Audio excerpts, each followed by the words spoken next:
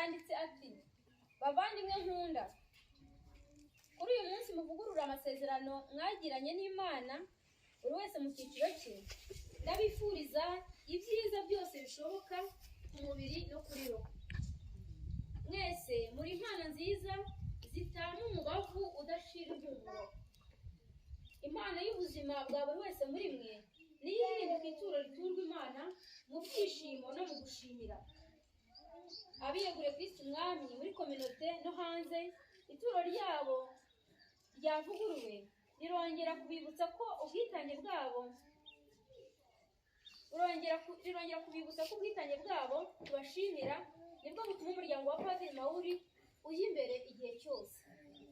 Abapfakazi biyibutsa ubukwe bwabo n'umugabo udapfa Kristo bwatumye badaheranwa n'agahinda, bagahinduka ikimenyetso cy'ibyishimo muri kiliziya, nabo ndabashimira. Abashakanye nabo baryohewe n'umubano wabo kugeza ubwo uhinduka ituro riturwa Imana, nabo bantera umunezero cyane ubuhamya bwabo mu bantu nibwo bugaragaza ku buryo bufatika urukundo Kristo akundana n'umugeni we Kiliziya. Urubyiruko rwacu narwo rukomeza ubutwari n'ubushishozi muri Kristo, kuko nirwo muryango wa Padiri Mawuri w'ejo. Abasaserdoti nabo badufasha badutura igitambo, nabo nibashimirwe.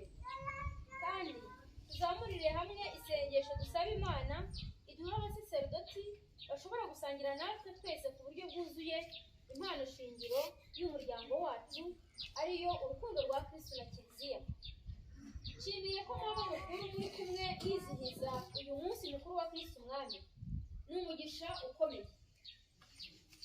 Don Francesco ari mu rugo rukuru Isesiri Levante. Njyewe nagiye mu bapfakazi aho bita Pordenone, naho Musenyeri wacu Santoro mu burwayi bwe yatwohereje umugisha udukomeza twese. Nubwo bwose tutari kumwe ku mubiri, kuri roho twunze ubumwe, kandi ituro ry'ubuzima bwacu buri wese mu cyiciro cye ni igihango kitwibutsa ko tugomba kubaka umubiri wa Kristo mu bumwe no mu rukundo. Mbahaye umugisha rero, nabifuriza ishya n'ihirwe kuri uyu munsi wacu. Nongeye kandi kubashimira impano y'ubuzima bwanyu mwemera gusangira nanjye kubaka ingoma y'Imana muri uyu muryango wa Padiri Mawuri mu Rwanda no mu Butaliyani no mu Kiliziya y'isi yose. Mwese hore! Padiri Charles Hakizimana.